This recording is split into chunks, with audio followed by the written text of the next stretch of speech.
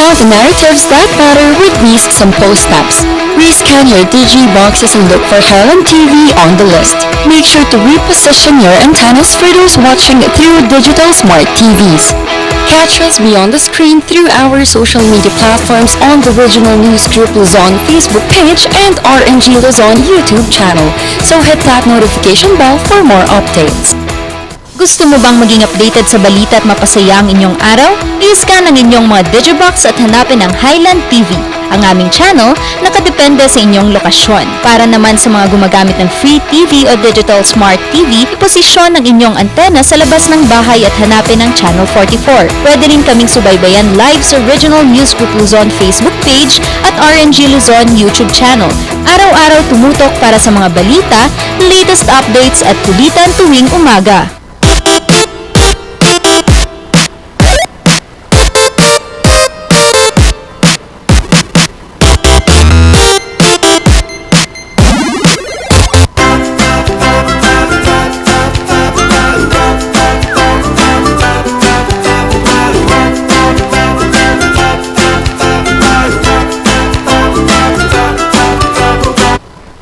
It's Wednesday mga kabalitaktakan, pangatlong araw na naman ng linggo na kami ang Dynamic Trio ang inyong kasama para simulan ang bawat umaga with good vibes, good news at kung ano-ano pang mga masasayang kwentuhan. Kaya naman tutok-tutok lang dahil makakasama nyo mangunguna ang nag-iisang minion in the house, Randy Guzman. Oo nga, gusto ko yan. Papangalawa, syempre, ang racketeer at madiscarding momshi na nakabangs today.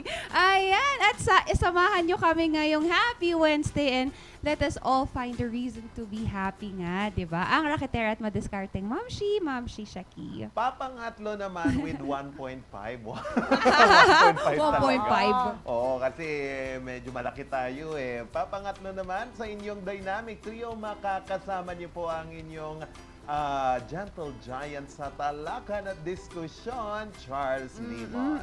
Yan nga, at maraming ways para mapanood nyo kami. At kung gumagamit tayo ng free TV, nakakabit yan sa antena. Ilabas lang ang antena para makasagap ng signal para mapanood nyo kami. At kung smart digital TV naman na nakakabit sa Digibox, you can scan the channel numbers at you can find us either the GNN channel or Highland TV channel. At ang channel number po ay depende kung saan po yung lokasyon nyo.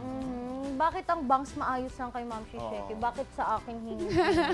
Nakakainis. Anyway, Anyway, kung katulad nyo ako na hindi mabitawan ng cellphone, might as well, no? Every morning, every 7 a.m., ay i-open nyo na po, i-search nyo na ang Regional News Group RNG Luzon sa Facebook. Dahil lalabas po ang aming live stream. Ayan, nanonood ako today, diba? Ako na yung naka-live, ako yung nanonood. Anyway, pwede nyong i-share yan sa inyong mga friends, family, mga kung sino-sino man na gusto nyong bigyan din ng good vibes this morning. We also have our live stream sa aming YouTube channel, which is RNG Luzon, and you can follow us sa Instagram, Twitter, and TikTok. RNG Luzon, nag-isa, wala nang iba. Ayun, like, share, and subscribe mga kabalitaktakan dahil mamaya mamimigay tayo ng happiness. Akala ko kung ano yung Kasi mamagay. nanonood ako kagabi kay Juan, yung Isang vlogger? si dating Ilocos Governor Chavit Singson. Namimigay siya ng mga sapatos. One Kasi month kahapon, yun, birthday birthday niya. niya. Ayun, Sana all. belated happy birthday po. Sumali kay- nga. Ay, wow ah. Sumali nga tayo eh. Sumali kayo? Nag-comment ako, tapos Comment nag-subscribe. lang. Wala. Kahit Hindi kami yung Air nabunot. Jordan man lang sana yung Ay, nabigay. Alam Kahit ka, kayong 5,000 pesos eh. Ayun. Hindi nga kami natulog para doon. Diba talaga si Governor Chavez Singson. nga, Governor, baka naman. Pag-inis. Ilocano Akya. Ano ya? Ito'y. O, di ba? Ayan, sige. Bago ang lahat mga kabalitaktakan, atin munang alamin ang ating latest weather update ngayong umaga.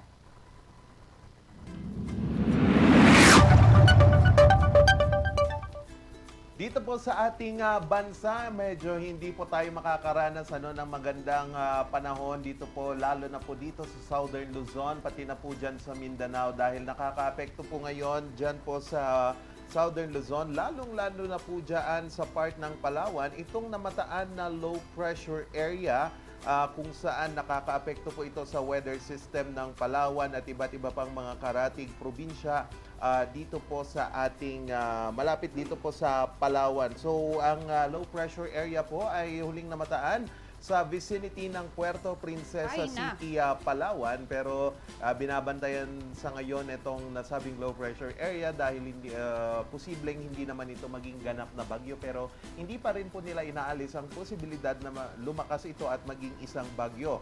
Dito naman po sa Mindanao, nararanasan po natin itong ITCZ or Intertropical Convergence Zone o pagsasalubong ng mga kaulapan galing po sa Pacific Ocean at nagdadala po ito ng pag-uulan. So asahan po ang maulang panahon ngayon dyan sa Mindanao, lalong-lalo na po dyan sa Cagayan de Oro at dyan po sa Davao at dyan na din po sa Sarangani. Dito naman po sa Northern Luzon, inaasahan lang po natin na magiging maganda ang ating panahon mula umaga hanggang sa tanghali at asahan po ang panakanakang pagkulog at pagkidlat. Pagdating sa hapon, dala pa rin po ng localized thunderstorm. Ang pinakamababang temperaturang naitala kaninang umaga ay 16.3 degrees Celsius at inaasahan itong iinit mamayang tanghali hanggang sa hapon sa 24.6 degrees Celsius. Ang araw ay sumikat kaninang 5:28 in the morning at inaasahan itong lulubog mamayang 6:28 in the afternoon. Pero malamig. Malamig na.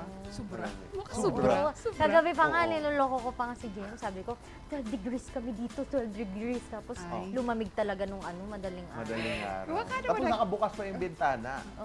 Oo, ventilation. Baka naman kailangan lang talaga ng yakapsul. Gano'n. Yakapsul. Experience. Ay, ganun ba? Ay, gusto ko nun. Meron sana ako sasabihin. Meron. Ituloy mo na yung banter mo. Hindi. Tama na. Busog-lusog ka na nung Sabado. Oy, Tama hindi. na. Friday yun. Okay. At hindi yun ganun. Sana.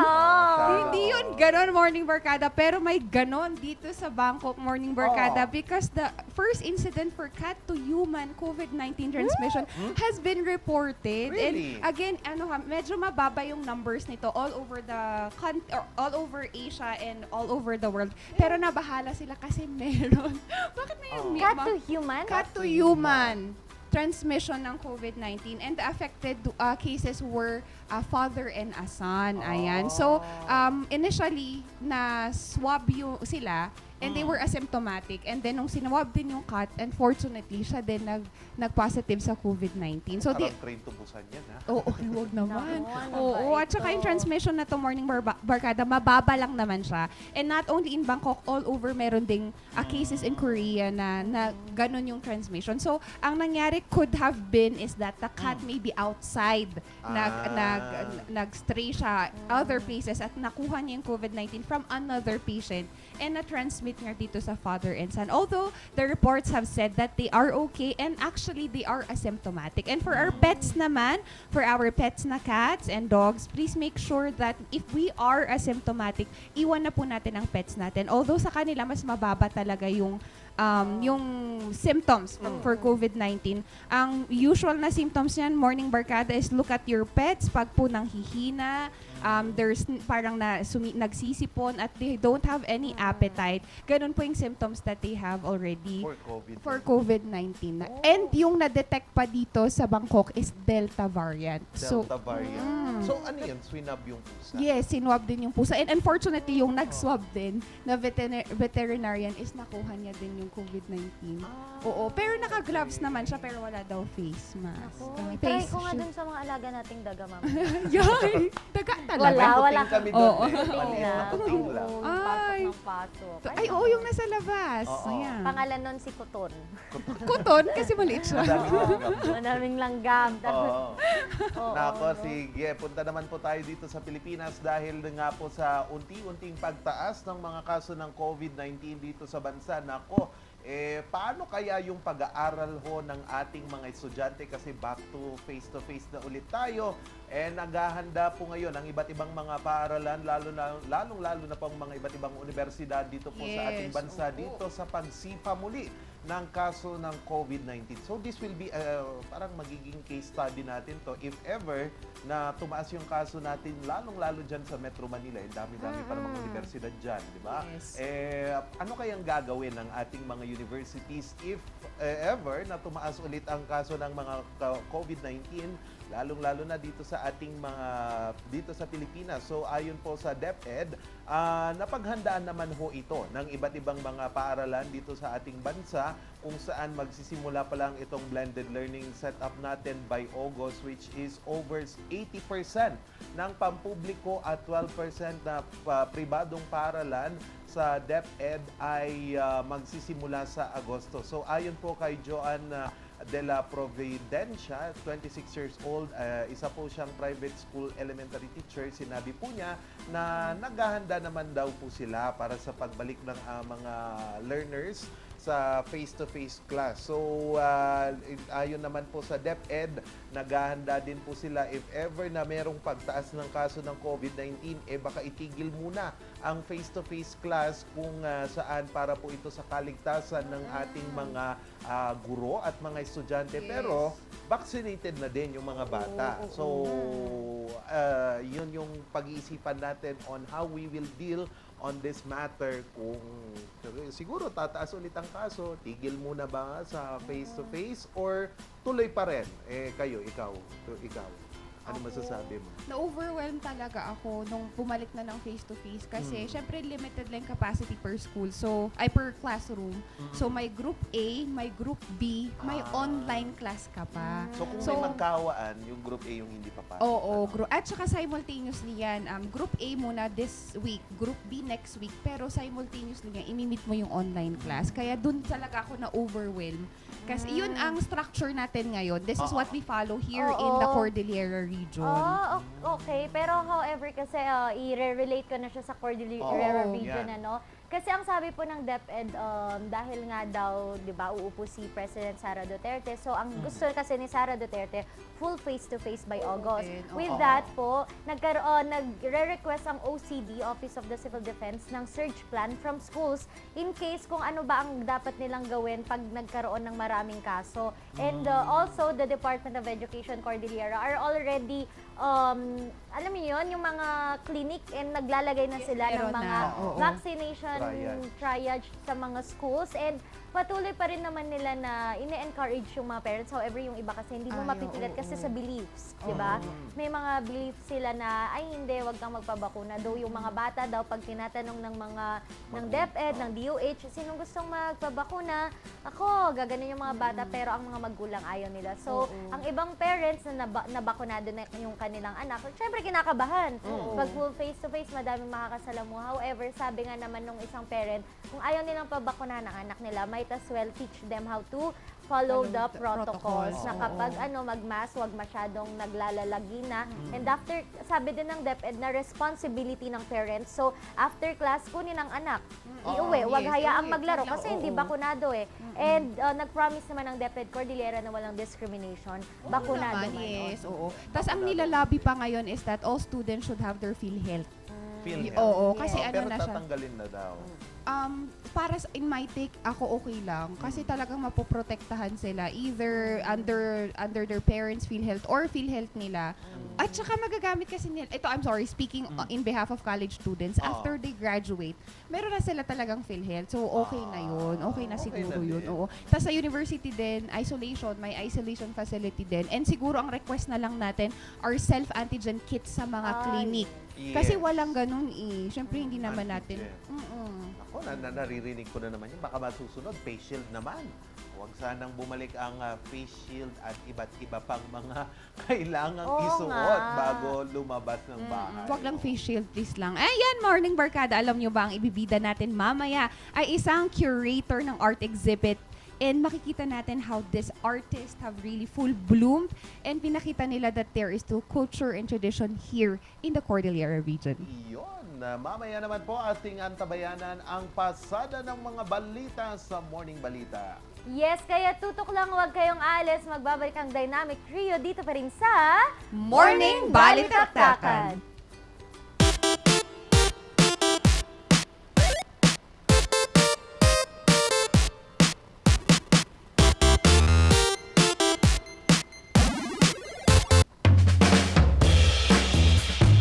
Yes!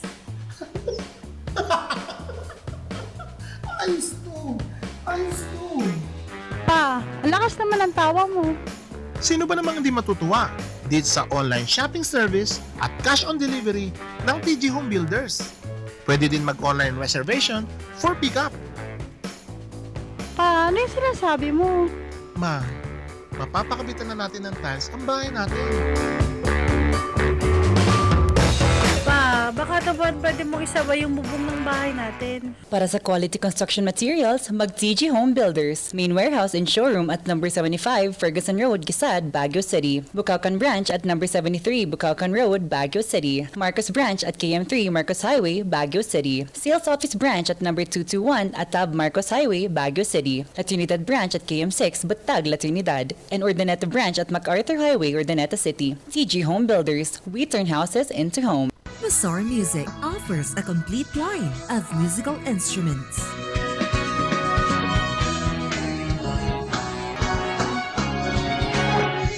Bazaar Music, Baguio's pioneer in online music and art lessons.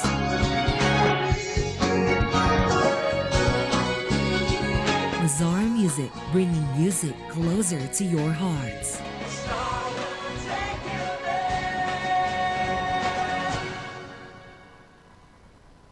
Coronavirus. Dahil dito, may mga bagay na hindi mo na magagawa. Ngunit, may katuwang ka. PBA or Pau de Arco Herbal Capsule na may antiviral quercetin at immunity booster. Mag-PBA or Pau de Arco Herbal Capsule araw-araw. Para iwas sakit, iwas virus. PDA. Proteksyon, depensa, alay sa kalusugan. PDA or Pau de Arco Herbal Capsule is available in all leading drugstores nationwide. Another quality product of Aldridge Corporation. For better life. Sa milk tea ng batang 90s, tara't ating lang itrahay. Ang batang 90s milk tea, di ka magsisisi, promise. Sa milk tea ng batang 90s. Ang maagang konsultasyon ay mahalaga sa pagpuksa ng sakit na dengue. Ngunit, ang tanong ng sambayanan, sapat nga ba ito? Masigasig, maliksi, protektado at mapagmatyag, yan ang dapat mong taglayin. Hanapin ang pinagpupugaran at wasakin ito. Hello? Nahanap ko na po yung nungga. Kailangan ko na po kayo. Sige po, Master. Suportahan ng fogging at spray. Katapusan mo na, mosquito man.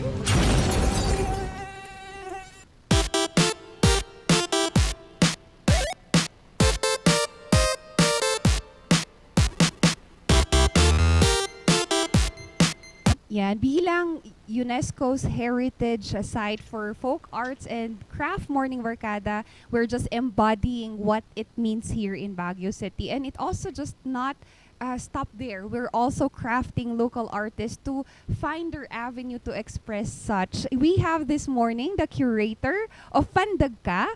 We have Sir Julius Lumigid. Good morning, sir. Good morning, everyone. Morning, Balitaktakan. Lumikid yan. Sir Julius, magandang umaga. And Sir Julius, we wanted to start off kung ano nga ba, what does Pandagka means? And paano to nabuo? Paano nyo nasimulan ito? Actually, Pandagka came out after a discussion with one of our fellow artists, yung mga bata actually. Pandagka, according to, it's a word that comes from the Ibaloy language, and it means to create. Parang paglikha. Sa Tagalog, it's paglikha. Then, yung version niya sa Ibaloy is Pandagka. Wow, so nagsimula lang para sa isang kapihan yan. Yes. Nagsimula siya sa a discussion. Ano yung next na magiging title natin? Last year, our title comes from Maki Arts Tayo. Then Maki Arts Tayo Manan, it was Ilocano. And then we decided to shift to another language, which is at this time for this year, we work on going with Ibaloy as gagamit kami ng language ng Ibaloy for the title. So that's why nabuo yung Pandagka.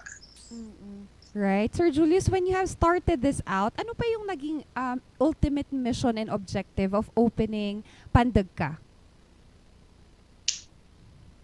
When we work on this activity event together with our previous series of exhibits naman. So Pandagka came into, and all other exhibits na ginagawa namin ngayon in partnership with SM, is to call for our grassroots artists. Yung mga unexpected, yung mga non-established names in the art industry for Baguio City. Tapos we invited them to join us and be part of these exhibits. So in this way, we can be able to help also yung mga artists na, o yan, mga upcoming artists to experience yung pagiging part ng isang exhibit, whether it's a group exhibit naman. And eventually, hope that they will find their wings and being able to spread and open up to be to work as artists and them as themselves, maging solo, magso-solo man sila in the future. Yun yung we hope na ma-discover natin through these exhibits. Right. Sir Julius, you've mentioned that the artist here has just started or has just established their name. Sir Julius, ano yung theme? Did you ask for a theme for Pandagka with these artists? Actually, wala namang siyang, when we start, parang ano lang siya, voluntary contributions for us to, kung hindi man voluntary contributions, then it's in their own little ways, like joining us during the setups, mga ganon. Kasi labor and it takes time. It has to give some energy para mag-set up ng isang napakalaking exhibit.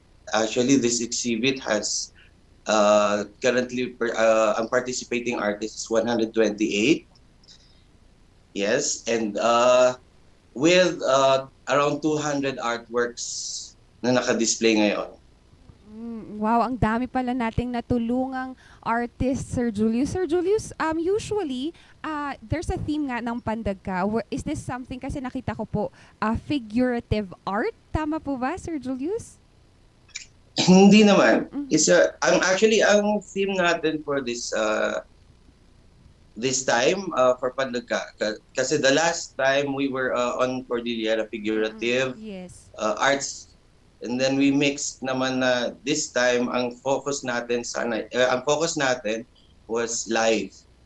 So yun yung reason ko bakit for this exhibit ng this version parang season, no? So for this Pandagka, ang focus naman natin is pintig ng buhay. So it's more of life. So whatever that the artist will think as an expression of life, yun yung pinipresent natin for this season ng Pandagka. Yes, certainly, sir. We pintig ng buhay nga talaga. Sir Julius, if I may ask naman, kamusta naman ang ating mga visitors at ating mga locals who are supporting our artists? Are we getting enough support from everyone in the community?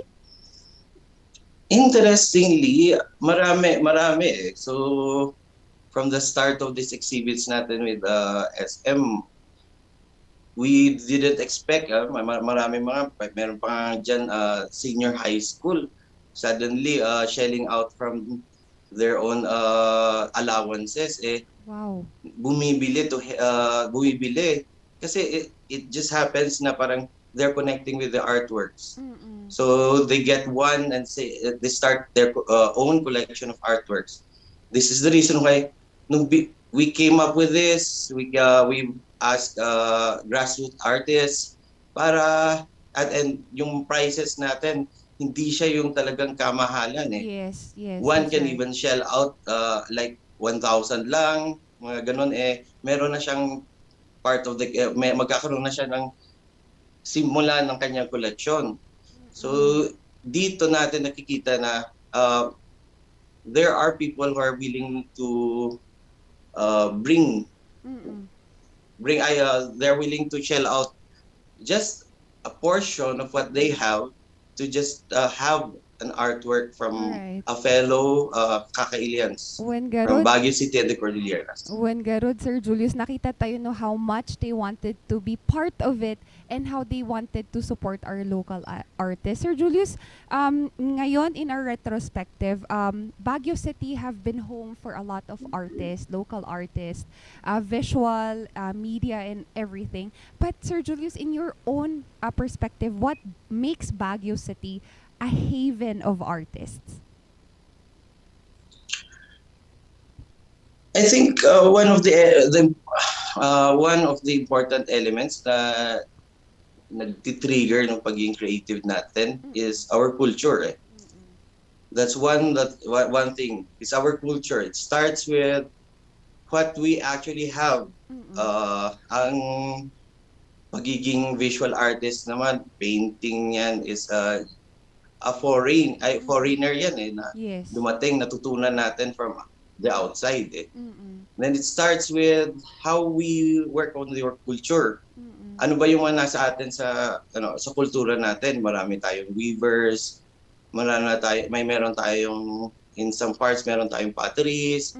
Yes. Meron Weaving. tayong sculptures, Yes. di ba? So from all this, these are actually crafts. Yes. But then yung creative na to think of these crafts is something that nagiging inherent sa ating culture. Exactly. So from there siguro yun yung nag-trigger na nung pinasok sa atin yung kultura ng iba, which is visual arts, kaya natin. I think that's one big element kung bakit nagiging very creative tayo dito sa part ng, here in the Cordilleras.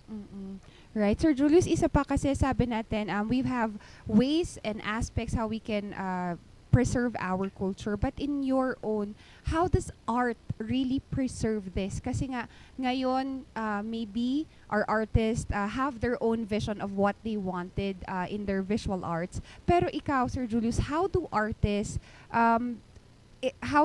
becomes a big help in preserving our culture?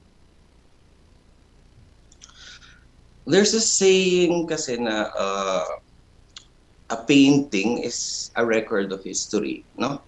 We can look at that, how we can be able to see how ano yung mindset or ano yung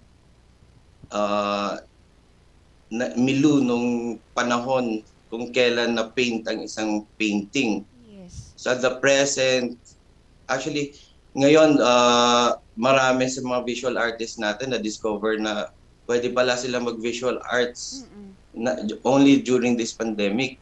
No, everyone were isolated in their homes. Tapos nakakapagbinta pala sila. So parang it becomes a record of the history kung ano yung nangyayari nung panahon na yon. Yes. So marami sa atin, ang expression natin is this is how we express because it's pandemic. Then, so at this time, nung pagtitingnan natin ilan sa mga artworks, we can see the element of how they express themselves.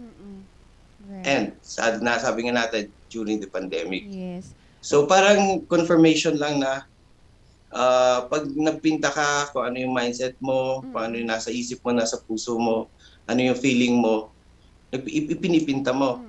And yun nga, it becomes the record of how you felt at that time. And it's immortalized in an artwork. Yes, and it does not just preserve the culture, but it also relieves the history to the people surrounding us, especially those that does not know it. Sir Julius, ikaw, in your own self, if you are going to create an artwork na pintig ng buhay, what would it be and anong itatawag mo sa artwork na to? Actually, meron akong existing na work din dito Wow. sa pintig na buhay. So, yung existing work ko is with a tree. So, naging mark ko na gumawa ng puno. Whether Isa sa elements kasi ng artworks ko is to add a tree of life. So yun to become an inspiration na despite ko ano yung ginagamit kong background para sa isang painting, pag nag-mix media na ako at idinadagdagan ko siya ng puno, yung puno na yun will emphasize life. That's the tree of life. Wow. So if you visit SM, you'll find na yung artwork ko dito, it's a pair of trees actually. So it's a tree will be always represents life, whether anumang tree yung ano natin. Yes, it's a good personification of what and how life is going to be in full bloom. Sir Julius, please invite our morning barkada to visit Pandagka. And ano nga ba ang makikita ng ating barkada dyan? Everyone, please, I invite everyone to join us at SM at the second floor for the Pandagka exhibit. Actually, it has been opened earlier, and then now it's open for viewing to everyone. Pasyal po kayo, second floor of SM Baguio. It's just located near the cafe, going to the veranda sa terraces. And other than that, marami din tayong sporadic na part of the exhibit. One is located at the lower basement. So kaya pasyal, ikutin nyo ang SM, makikita nyo may mga areas doon na may part pa rin ng exhibit natin. So I invite everyone, and I want everyone to be engaged in the booming creative city of Baguio City. Yes. Sir Julius, thank you so much for sharing us your time this morning, and we will see you there at Pandagka. Morning barkada, pintig ng buhay talaga nga naman. Kaya maraming salamat, Sir Julius. Thank you for inviting me.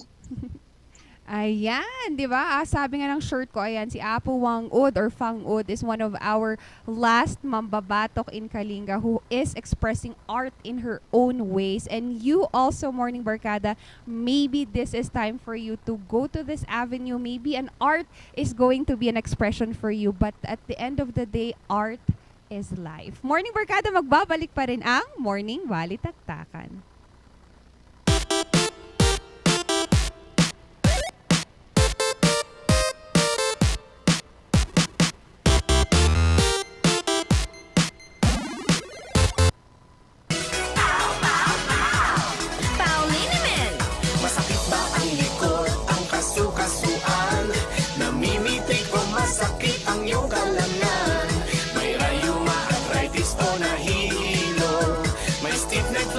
So masakit ang ulo sa Paulinimen, ginhaway garantisado. Paulinimen, isang pahid ka lang. Dahil walang out sa Pau!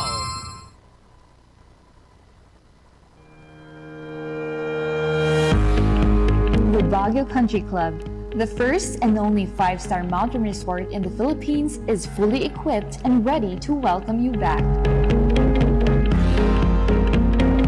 The club has thoroughly worked on adapting to the new normal. The usage of any of the facilities and amenities of the club is governed with specific rules, regulations, and procedures in accordance to the medical, physical distancing, and disinfecting protocols.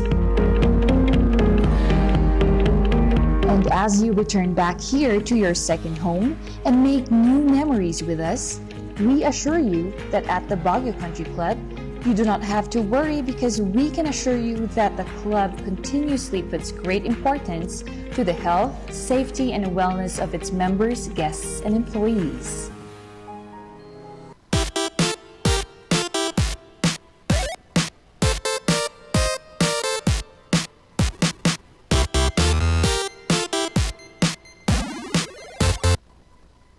Oras po natin, alas 7:46 ng umaga. Atin ang pasadahan ang mga maiinit na mga balita ngayong umaga. bilang paghahanda po sa mga darating na papasok na bagyo. Naghahanda po ngayon ang pamahalang lungsod sa mitigation at iba't iba pang paghahanda kontra sa bagyo. Magbabalita Sofia Pagaduan. Panahon na naman ng tag-ulan. Kaya naman ang syudad ng Baguio abala sa paghahanda para matiyak ang kaligtasan ng mga residente. In regards to this upcoming typhoon season, no, actually the mayor has already issued an executive order, no, activating all the DRM councils within the city of Baguio, including barangay DRM councils, no, committees, in preparation for this rainy season. So they have to activate their BDRM committees, their respective BDRM committees, for them to be able to actually monitor, no, and respond accordingly or prepare accordingly with regards to this typhoon season.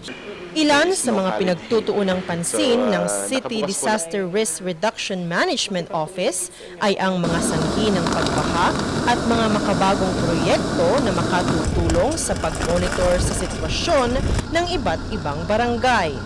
Pag dumating ang tag-ulan, tag-bagyo, yung mga fallen trees, trees about to fall or branches about to fall, those are one of the most common issues that we're having. So the mayor also again issued an executive order for all the punong barangays, again, or the BDRM committees in the respective barangays, to go around their barangays, no, to inspect this, no. Aside from that, of course, also is to inspect areas that are vulnerable to landslide, no. Yun din kasi ang isang common na problema natin dito sa Baguio, no? Another thing is there's a project actually with outside sources in a partnership with the city government of Baguio and the UST Pag-asa, with the installation of what we call your flood early warning system, no? So since very timely nga yung project na ito, they'll be installing actually in peculiar areas wherein it could actually flood early warning devices could actually detect, no, the rise of water, of course, for us to be able to act accordingly, no. Hindi na natin hihintayin na abutin pa yung mga constituents natin for us to actually do what we are supposed to prepare and also respond accordingly with regards to this early warning system, no.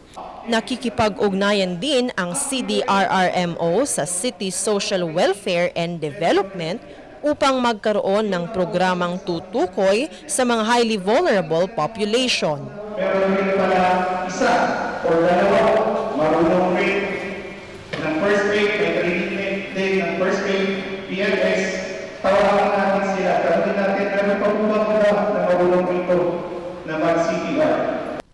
Kaugnay nito, dahil nasa 19 hanggang 20 bagyong tumatama sa bansa taon-taon, nagkaisa rin ang DOST at DILG sa proyektong tinawag nilang Meteorological and Geological Hazard Advisories, Warning and Notifications o Project Maghanda.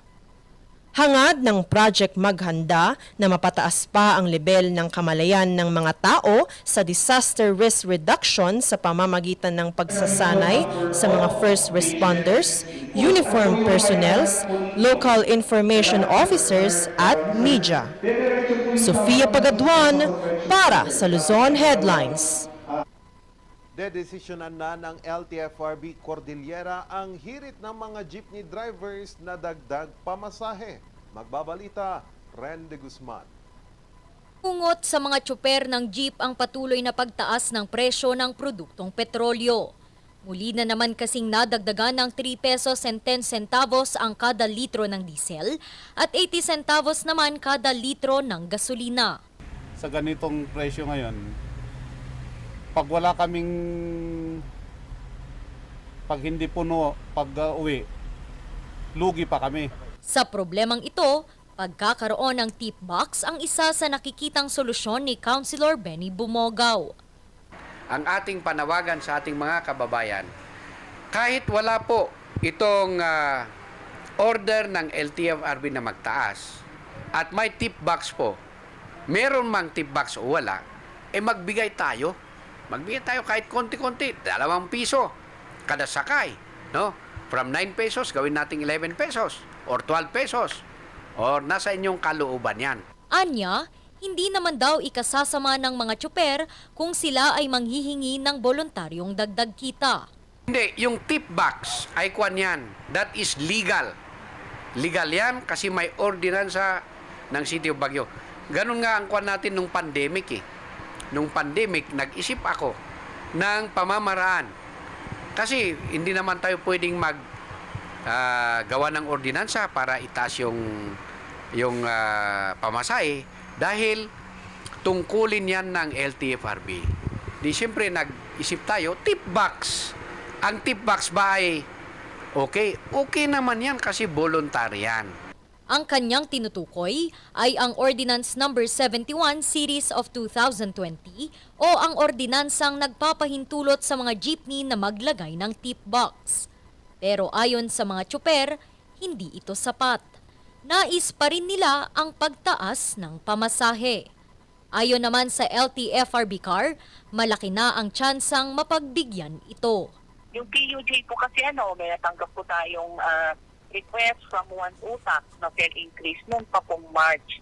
Ito po ay nakadala natin sa central office at kasama din po yung ating recommendation gamit po yung NC 2019-035. So andun po yung computation namin at yung request din po namin provisional fare increase na piso.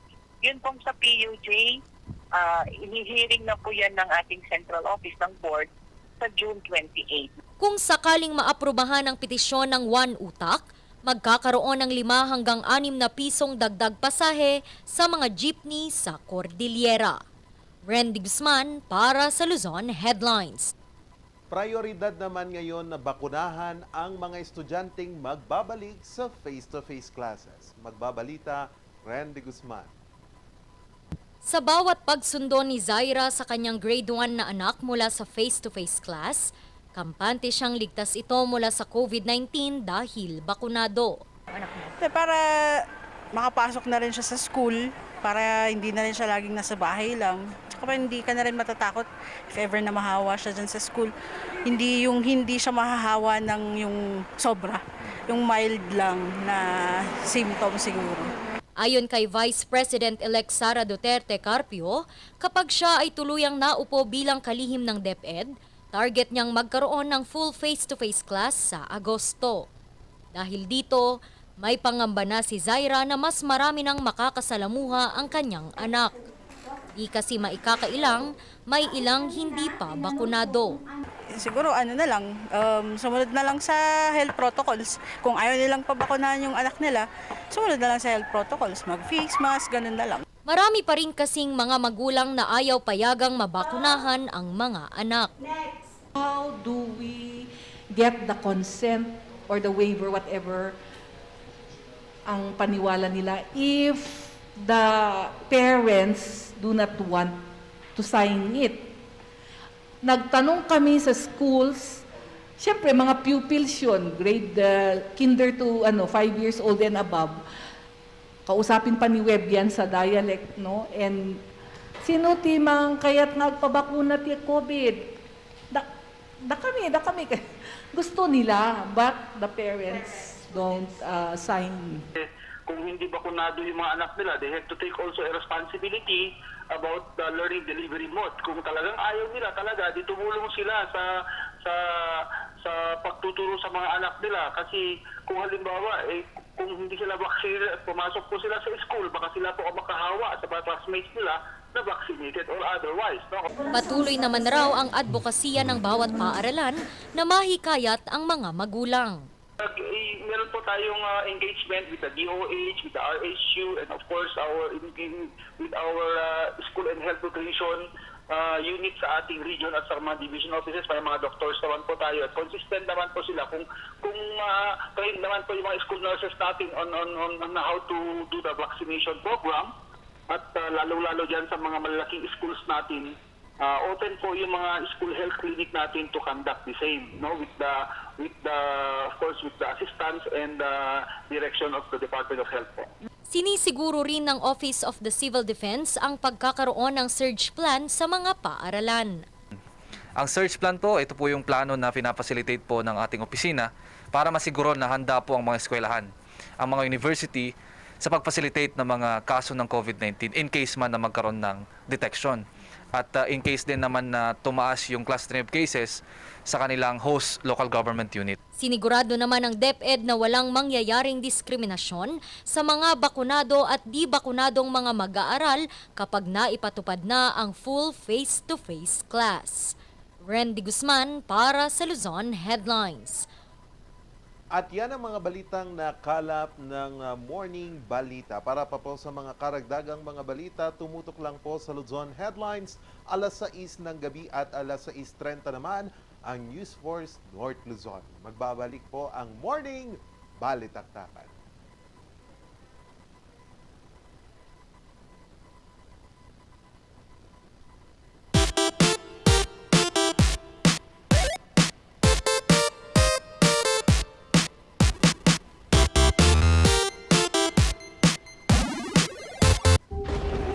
Tag-ulan na naman. Marami na naman akong bibiktimahin. Tag-ulan na naman, pinapaalala ng Department of Health na sundin ang 4S kontra dengue.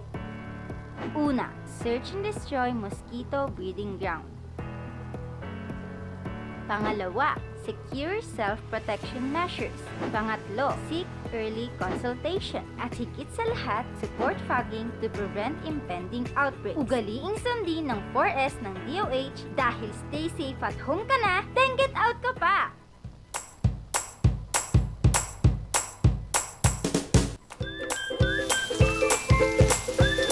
Best sellers that we have are the pork sisig, sizzling liempo, quarter leg, and then we have the sizzling beef pares as well.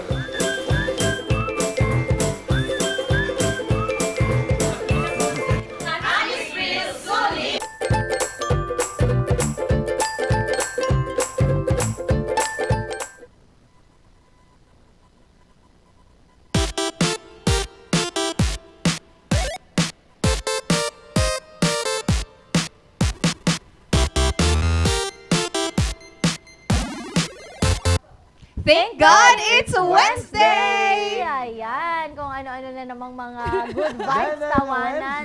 Hey, ngayon Wednesday! Oo. Last name?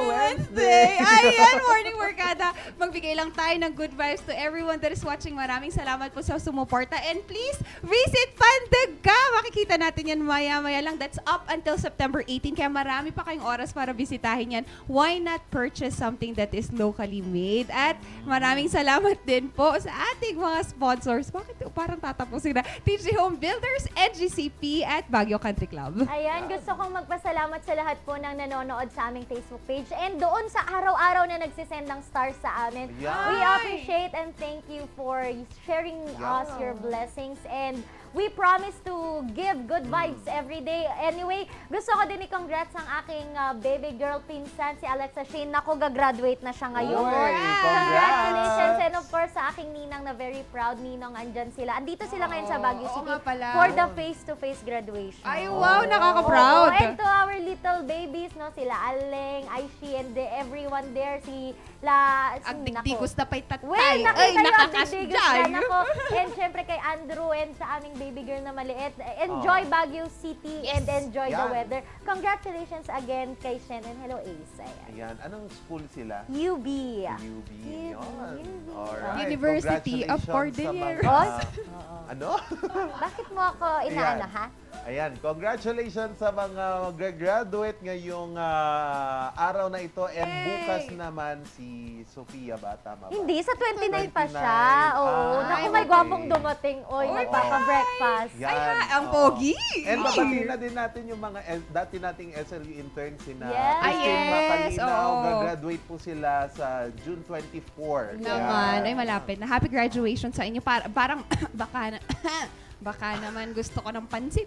Yan, pwede yan. Batiin na din natin ating mga avid sponsors. So, nauna na po dyan ang Musar Music na nagbibigay ng iba't ibang musical lessons. And also, wag natin kakalimutan ang Batang 90s Milk Tea. Available po yan sa Upper Session Road, Baguio City. At di natin kakalimutan ang best resort na pwede nating pagtampisaw dyan sa Pugo, La Union, dyan po sa Pugad Adventure Resort. Yes, and hindi ko rin makakalimutan ang Maranan and Ballesteros Optometric Clinic na nagpapalinaw sa aming mga mata. Mamaya siguro magpapacheck ako dahil mina-migraine na ako. And D-Zone Vision Clinic. Also, we would like to thank Aldrich Corporation sa kanilang iba't ibang mga produktong pampawi sa sakit sa katawan dahil wala ng ahaw sa PAW! Maraming salamat again to everyone that have watched us. Happy Wednesday and thank God it's Wednesday morning. Barkada, kasama nyo ang raketera at madiskarteng nanay, Ma'am Shishaki. Ang nag-iisa naman pong minion in the house, napakalit pero napakakulit, Randy Guzman. Nakasama niyo naman po sa diskusyon at talakan, Charles Limon. At bukas, buuin ulit ng inyong dynamic trio ang inyong umaga. Kasama dito ang Morning Balitaktakan!